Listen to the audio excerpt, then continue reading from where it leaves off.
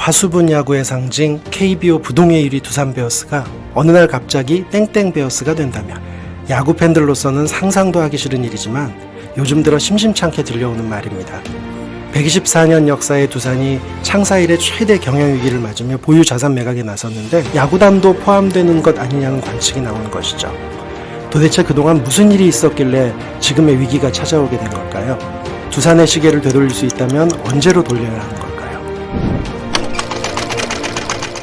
두산그룹의 핵심 회사인 두산중공업은 2010년 초반부터 위기의 징후가 나타났습니다.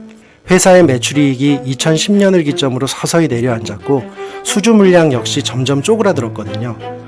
2019년 말을 기준으로 두산중공업이 1년 안에 갚아야 하는 빚은 4조 2천억 원.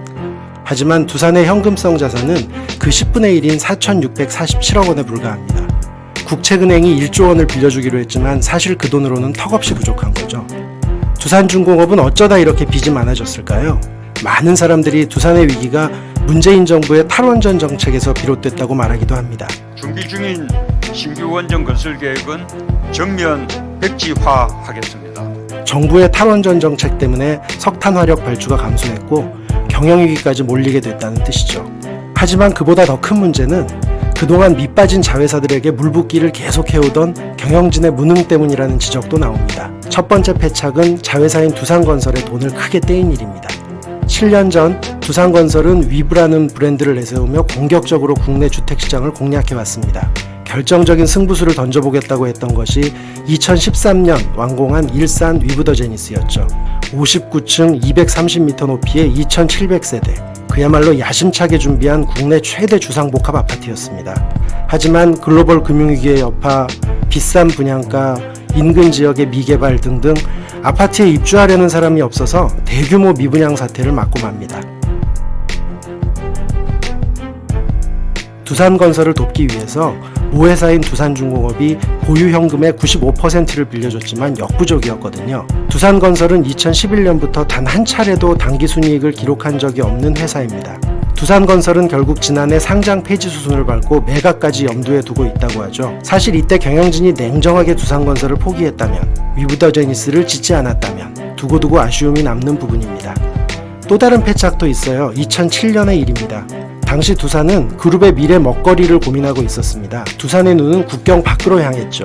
내부에서 기술을 개발하기보다는 아예 역량을 갖춘 기업을 인수해서 단숨에 부가가치를 끌어올리려는 M&A 전략을 쓰기로 한 것입니다. 당시 회장이었던 박용만 두산인프라코어 회장의 결심이었습니다. 박 회장은 밥캣 인수가 미래 두산의 먹거리를 해결해 줄 거라 확신했습니다. 당시 인터뷰를 보면 이런 말도 있죠. 우리가 필요로 하는 어떤 신기술을 개발하는데 3천억 원이 들고 10년이 걸린다고 가정하면 맨 땅에 헤딩하느니 3천억 원을 주고 그 기술을 보유한 회사를 사겠다. 밥캣은 전 세계 소형 건설 장비 업계의 최강자인데다 100년이 넘는 기업입니다. 업계에서는 두산과 더 좋은 시너지를 낼 것으로 기대를 모았죠. 또 밥캣과 함께 체코의 스코다 파워를 추가로 사들이면서 두산은 발전소 건설에 필요한 기술을 모두 갖추게 됐습니다. 하지만 밥캣은 인수를 위한 차입금만 49억 달러, 당시 우리 돈으로 5조 7,600억 원에 달합니다. 밥캣을 인수하는 건 좋지만 아무래도 무리였던 거죠. 인수 후 미국발 금융위기로 건설용 중장비 수요가 급감하면서 밥캣은 캐시카우 역할을 하지 못하게 됩니다. 타이밍도 문제지만 인수기업의 가치를 제대로 파악하지 못한 점도 아쉬운 지점이죠. 만일 두산이 이때 밥캣을 인수하지 않았다면 역시 두고두고 아쉬움이 남는 순간일 겁니다. 1896년 8월 종로에서 시작한 박승직 상점은 현재 두산그룹 박용만 회장의 할아버지인 박승직이 당나귀 한 마리와 함께 전국을 누빈 보부상으로 출발했습니다. 1952년에는 정부로부터 인수한 동양맥주, 현재 오비맥주를 팔기 시작했고 오비맥주는 국내 맥주의 대명사가 됐죠. 두산은 거기에 코카콜라, KFC, 버거킹, 네슬레, 3M 등 유명한 소비재 산업의 독점권도 따내면서 사세를 크게 확장했습니다. 하지만 과도한 설비 투자, 낙동강 패널 사건, 경쟁업체 추격 등으로 매출이 줄면서 결국 두산은 수익성이 높았던 소비재 산업들을 모두 매각하게 됩니다. 당시 회장이었던 고 박용곤 명예회장은 두산이라는 이름이 다음 세대로 가지 못할 수 있는 상황에서 업은 중요하지 않다고 말했습니다.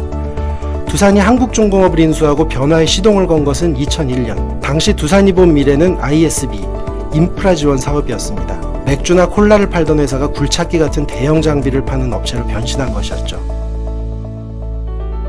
당시 두산의 상황을 떠올려 보면 지금과 흡사한 점이 많습니다. 주위에서는 두산이 엄청난 경영난에 빠졌다, 이제 두산은 끝났다고 얘기했지만 두산은 주요 사업을 통째로 바꾸는 강력한 추진력으로 기업을 살려냈거든요. 뼈를 깎는 의지로 기업 구조조정에 메스를 든다면 다시 일어설 수 있다는 희망도 보이는 지점입니다. 124년 우리나라 최고 장수기업의 역사가 어떻게 이어질지 우리 모두 관심을 갖고 지켜보시죠.